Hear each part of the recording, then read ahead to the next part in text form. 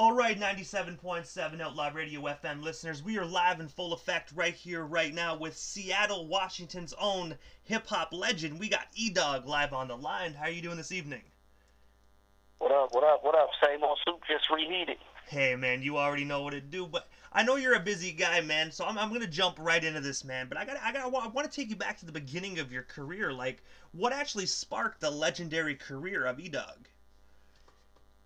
Man, I always was into hip-hop. I was through the breakdancing, through the DJing, anything that the beginning of hip-hop, I was there. But professionally, I kind of geared off the gang banging, and then after I realized this ain't the life I want to live, I got back on track with my music, and I joined the Sir Mix-a-Lot circle, and from there it was history, man. And I gotta ask you as well, man, like, what was it like actually working with Sir Mix-a-Lot? And of course, how did yourself and him get connected, man? Because right there, like, that's a big hip-hop, that's a big connection to have in the hip-hop community. Mix, it was just like, it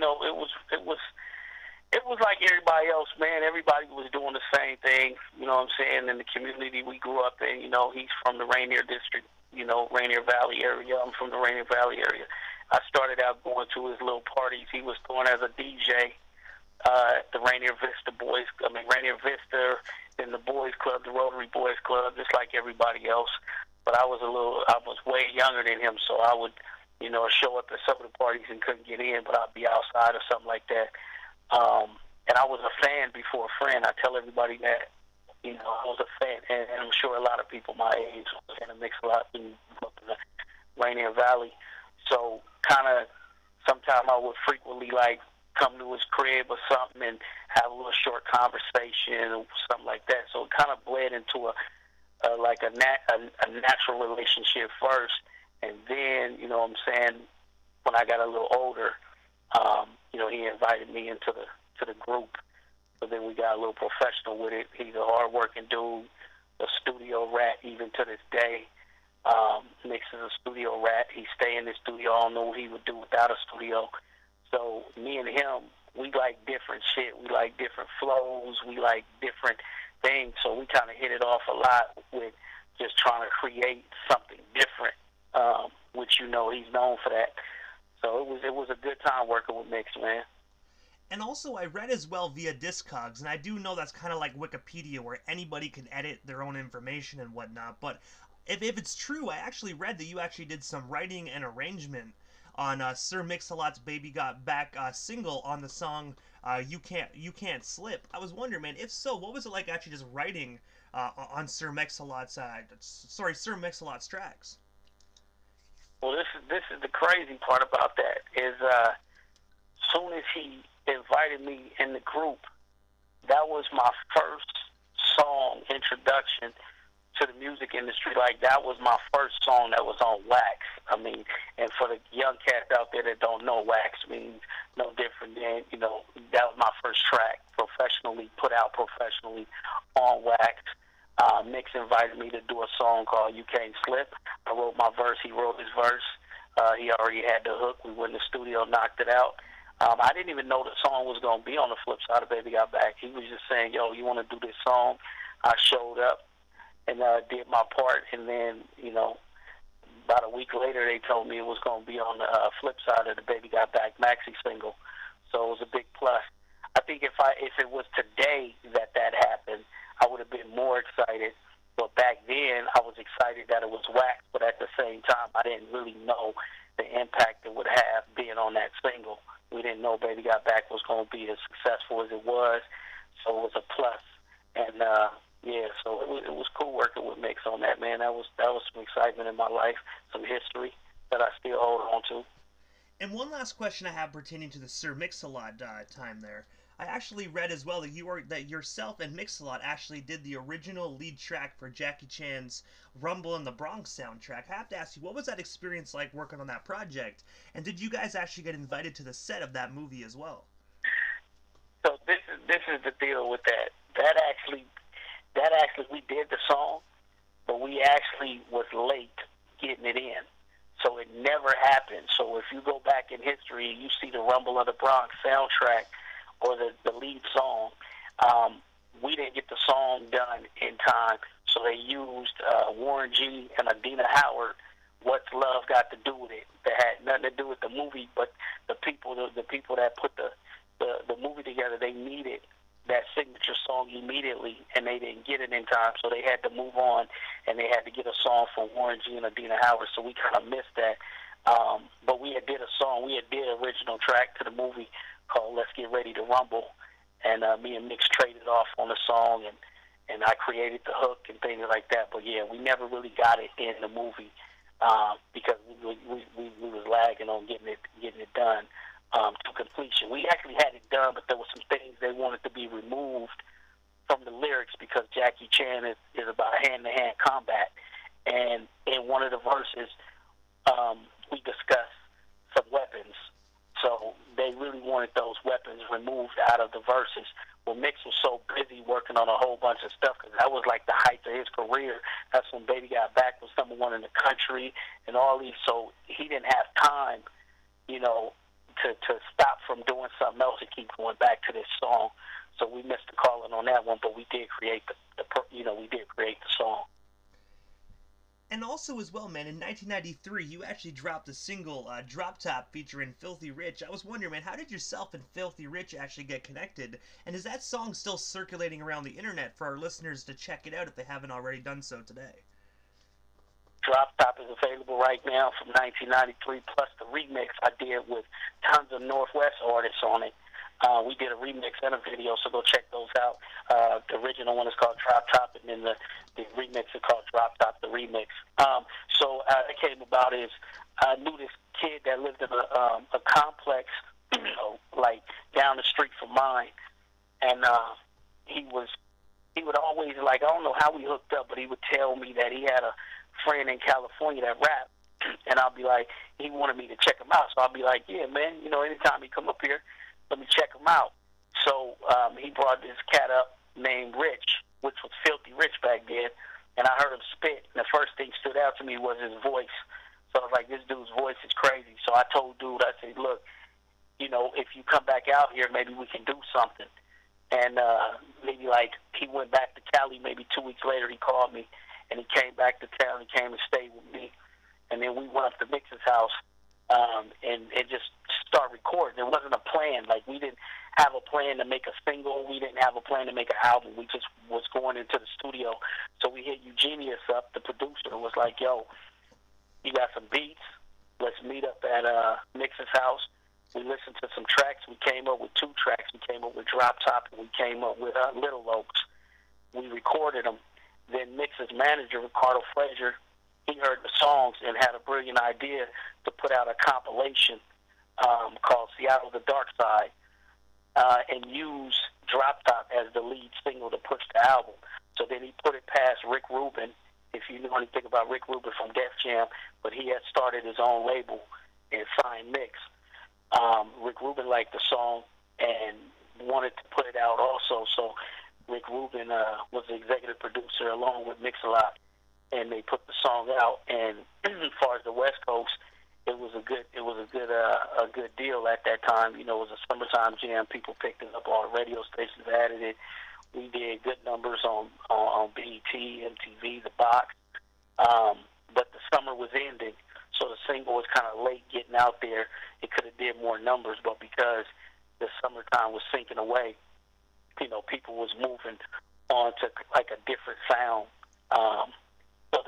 So it kind of was a good thing that we put it out because it gave us our good notoriety. But at the same time, it kind of started lagging because the summertime started going away. But the good thing that came out of that is, man, we did pretty good numbers. We got known nationally on that, and so it was beautiful. And me and Rich, we kind of like, got our notoriety. That's what, even though I did stuff with Mix a lot, that song right there was really the song that got me a little bit known, as far as the industry. And I gotta say as well, man, yourself and Rich, man, you guys had phenomenal chemistry on that track. I remember when Filthy Rich back in the day dropped the song Honey Bun, man. In my personal opinion, that was my jam back in the day. He said Honey Bun. Yeah, I ain't never heard that. It's actually, yeah, I think it dropped in like 97, 98 criteria, man. It has like it's like Okay. a bassy type song, man. But I gotta say, it's a pretty fire joint. Yeah, yeah, no doubt. No, Rich got some good material. He got some good shit now. I heard some. I'll be listening. Yeah, he got some good shit. And also, man, On something, man. in 1999, man, is actually when I first discovered you, man. On when you dropped the record titled Platinum. I was wondering, man, can you tell our listeners a bit more about that record if they don't already know about it? And of course, where can we check that amazing record out today? This is crazy because I didn't really go in the studio and make platinum. It wasn't like I just said, "Yo, I'm gonna go in here and I'm gonna make a record." So what happened is I had a whole bunch of songs, and I was just recording and recording like every other artist do. And I know this cat named Travis, and I was gonna can the album. I won't even call it an album. I was gonna can all the songs. I wasn't gonna put them out. I wasn't happy with them at that particular moment. So I was like, you know what? I threw it to the side and started doing some other stuff. My dude Travis was like, man, you're crazy. So we made a deal. We made a money deal for him to take that record and put it out under his company. So I kind of sold the record, and then he kind of took the record and the masters to Denver, Colorado, and he added some rappers from Colorado on some of the songs. He put it out, put the platinum album out. I was signed to another label when he put that out, so I couldn't really support the record. I couldn't really do anything with the record because I was signed to another label. But actually, Quincy Jones' son, QD3, was interested in platinum, and he wanted to re-release it, but he also wanted the artists involved. So I was trying to get out of the other deal so that I could jump on the QD3 situation and blow the platinum album up. But the label that I signed with went with it. So I really didn't get a chance to be involved in the movement of pushing that record. And we didn't have the internet back then, so it wasn't like, you know, you can be involved in some kind of way, like through the social media or whatever. So we didn't have that social media. So basically, Travis dropped it independently. He sold some copies, did a pretty good job, got some people interested in it. But yeah, I go back now and I listen to it, and you know, there's a couple songs on there with mix and things like that, and I appreciate the work. But yeah, that was somebody else's release, and I was just, you know, happy to make some money on it. And man, you also did some amazing work with the legendary group the Tough Crew, where you were actually featured on the song "Hit a Block."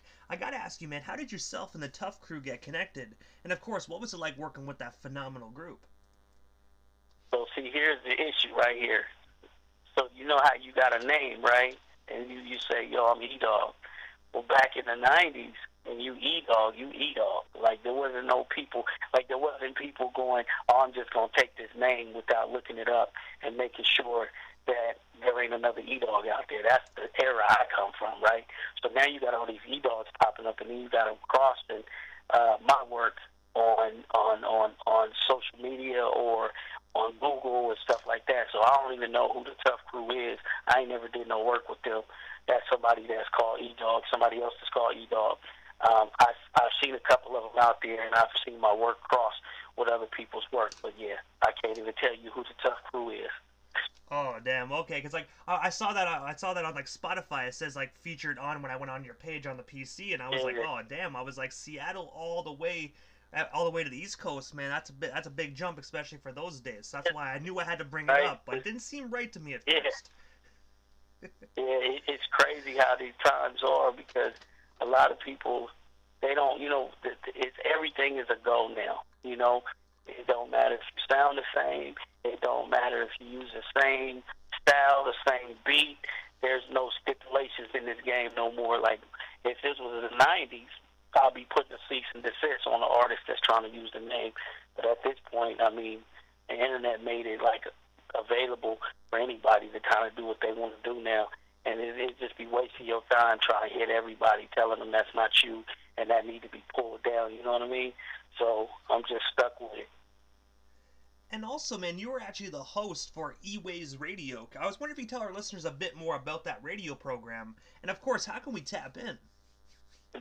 So Easeway Radio is my station. So what happened is I started Easeway Radio in Seattle, Tacoma area I was on 1150 KKNW, which is 1150 AM here. And what I did is I had one of the cats from my hood that he was on the station at first. And he had a show that I joined. I just came in to do actually like a guest. And he liked it the way I had it popping. So he asked me to be permanent. So I came in on the Northwest Highlight Show. That's what it was called. Knocked it out for about 6 months. And we made it a little bit successful out here. But then my dude wanted to change the format. I didn't agree with it. So we went our separate ways, and I started my own. I actually went to the program directors and got my own show called E's Way Radio. And in the same format, I was playing national acts with local music, so that people can hear our artists from out here, plus national music, and realize we sound as good as them. And that's what the goal. And then I did a spinoff called E's Way. Shut the Stage Down, where I took those artists that I was playing and I put them on one stage, and we packed the house at clubs and stuff like that. So I've been doing this for about maybe 8 years now. So then I took a hiatus from the radio for a minute to focus on my artistry and other things I was doing. But just recently, in the past 2 years, I jumped back on 1150 AM KKNW, and I did it for about 7 months. And then I realized the times have changed. The internet is where it's at right now. People's really not in the car trying to listen to a whole bunch of songs that's rotating, playing the same shit. So I realized, why am I on this station limiting myself when I could actually start my own station, do it legitimately, and more listeners. I could reach Europeans and things like that. So I switched it up. I came back as E's Way Radio, and it's the same format, man, just national acts mixed with local artists, and just trying to give away to Northwest artists to have a platform that they can actually enjoy and showcase their music to people outside of this market. But, we're a little funny. We got a talk show on there. The talk show is just basically like the Breakfast Club on steroids. And then, which we got me, my boy Aaron Switzer, and Terry Free, which was, she had a household name at a major radio station here in this market with T-Man Show. So she had like the top one to show. So it was a no-brainer to go get her, bring her on the team. So I was able to bring her on. And then we got Aaron Focus Switzer, which he does movies. So his show is all about, interviewing actors and producers of movie sets and makeup artists and things like that. So he brought his show over there. So we pretty much all around the board. We're like old radio in the new age. Like, we don't just particularly stick to just playing a bunch of playlists. We actually try to bring entertainment to the people. So yeah, that's pretty much what E's Way Radio is about. And you can reach us at E's Way, ESWAY radio.com, easwayradio.com, and it's 24 hours. And I gotta say as well, man, you know what I mean? I really like when you said it was a breakfast club on steroids, man. I gotta say that's a great way to sum up a fire radio station. Right. I mean, shit, you gotta get used to this. It's pretty much all of it, being on a radio station. It's pretty much people want to be more in your business than anything. So you can play the music all you want. That's not really what's attracting the listeners no more. The listeners actually want to feel a part of what you're doing. And sometimes you got to go outside the box. And you got to kind of talk about things that, kind of like that TMZ and, Breakfast Club type of thing. People's enjoying being in other people's business now, so we recognize that. So we give them a platform that they can enjoy and laugh at and, criticize or whatever. So that's pretty much how E's Way set up. And also as well, I actually read that you were actually a manager as well for the group called the Gas Team. I gotta ask you, what made you decide to venture into being a manager? And of course, can you tell us a bit more about the Gas Team? So I didn't want to manage. That was like my thing. Like, I didn't want to be responsible, because when you manage artists, you pretty much babysitting them. artists get, they get irritated. Things ain't working fast, and then, fast sometimes. Especially with the new generation, they work a lot faster than the old generation. So I didn't want to be babysitting no artists and keep telling them that they tight. They want to hear these type of things. So I always turn down people when they say, "Would you manage me?" or whatever. But in this situation, this is my cousin Willie Get Paid, which is the group member. It's Caleb Nash and Willie Get Paid. Because he's my cousin, of course I want to help him get successful. So I made the assumption that, look, this is my cousin, and I'll help him out because it's his family. It's a whole different relationship. The gas team is out of Tacoma, Washington. Like I said, it's Willie Get Paid. It's Caleb Nash. They got some good music. They got a different style. Caleb Nash is a singer. Willie Get Paid is the rapper. But they intertwine cool. Like they bring something different, both of them. And they made up this sound. They got their own little sound.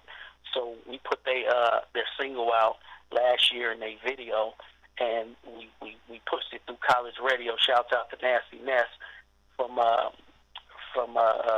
RapAttackLives.com, which was very successful in helping Mix blow up. He was in the beginning of Mix's career, and Ness loved the gas team. We put it with Channel College Radio.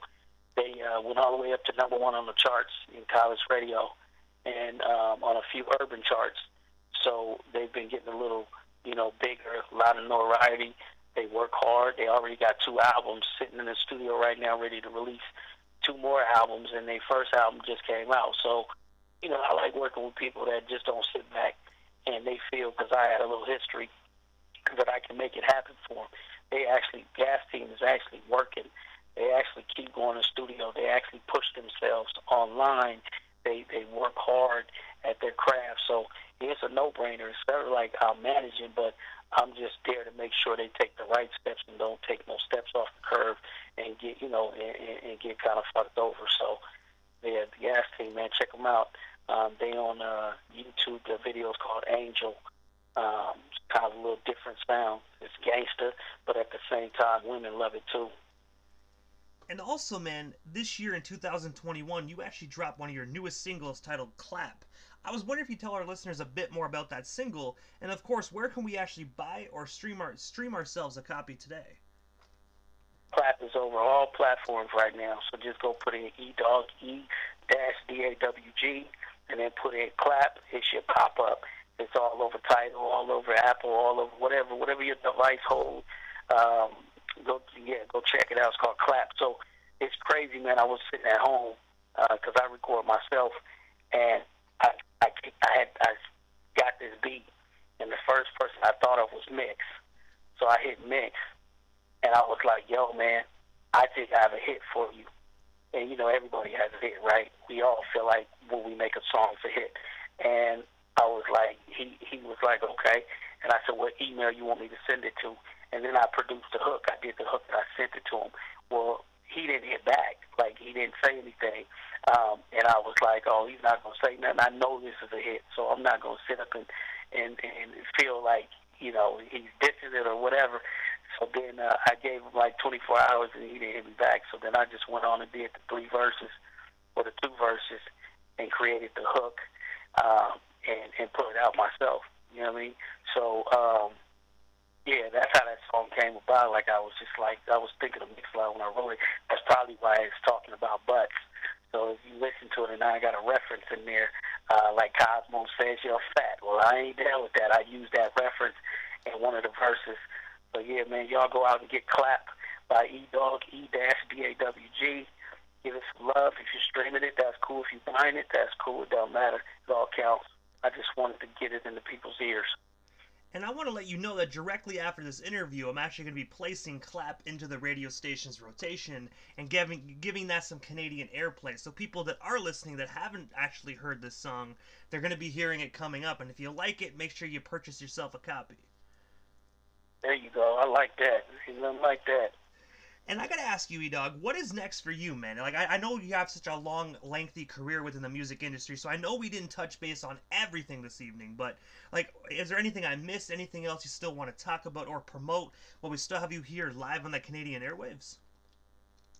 So, of course, man, I'm just focusing on the gas team, trying to get my cousin off the ground. I have a music, not a music, I have a catering company that I'm focused on. I cook too, called E's Food and Music. Trying to get that off the ground. Then I have a record I'm working on right now that I want to drop next month on the 25th called No Bars. So if you're looking for something new to explore, some new music or whatever, check out the album that's coming out next month, April 25th, called No Bars. I'm 4 songs away from being completed. I'm just doing music right now just for my sanity. Like, you know, when you're born into hip-hop, it's in you. So, you know, when people say, you almost 50 or you almost that ain't why I'm doing music. I'm not trying to pull in a new generation. I'm just making music. Like, people forget that, yeah, you might be getting a little older, but so is your fans. And sometimes your fans don't like the new music. So, you know, to quit making music will be stupid. This is what I love. So I'll go out like James Brown, dying, doing what I love to do. That's what I got right now. Gas team, my food business, E's Music and Food, and then the album No Bars, April 25th, and gas team. That's pretty much what I'm doing right now. And also, E-Dawg, this is the time in the interview quickly, right before I wrap things up, that I give a chance for the individual that slides into the radio station airwaves, just a chance to give shout-outs to whomever they want to give shout-outs to, and of course your social media handles. That way our listeners can follow you and stay updated everything E-Dawg if they're not already doing so. Yeah, because I got a few pages that I don't even work. I don't even work no more.